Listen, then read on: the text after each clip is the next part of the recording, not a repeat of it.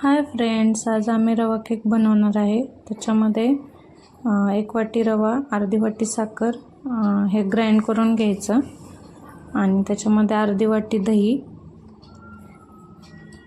3 चमचे तेल आणि अर्धी वाटी दूध मिक्स करायचं आणि ते पण पुन्हा एकदा ग्राइंड करून घ्यायचं। आणि ग्राइंड केल्यानंतर हे बॅटर अशा प्रकारे तयार होईल।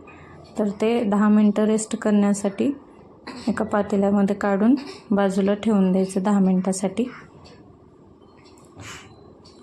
आता हे बॅटर रेस्ट झाले आहे 10 मिनिटानंतर। बघू शकता कसं फ्लफी झाले। त्याच्यामध्ये काजू बदाम ॲड करायचे, 1 इनो आणि विलायची पावडर, थोडंसं दूध टाकायचं। ते मिक्स झाल्यानंतर त्याला आणखीन एकदा मिक्स करून घ्यायचं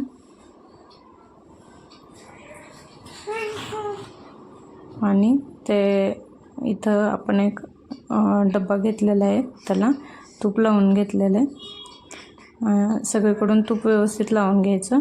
त्याच्यामध्ये हे बॅटर ओतायचं आणि त्याच्यामध्ये बुडबुड्या येऊ नये त्यासाठी एकदा त्या बॅटरला एकदा टॅप करून घ्यायचं। नंतर त्याच्यामध्ये वरतून गार्निशिंगसाठी ड्रायफ्रूट्स टाकायचे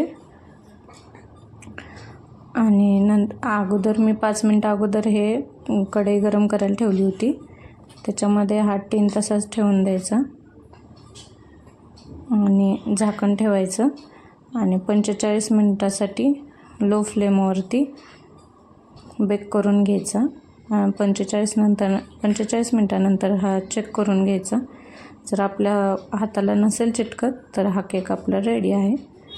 पूर्णपणे थंड झाल्यानंतर तो केक काढून घ्यायचा आणि हा इथं बघू शकता किती मऊ लुसलुशीत असा रवा केक तयार आहे। खाण्यास खूप मस्त लागतो। तुम्ही पण नक्की एकदा ट्राय करून बघा। Bye bye.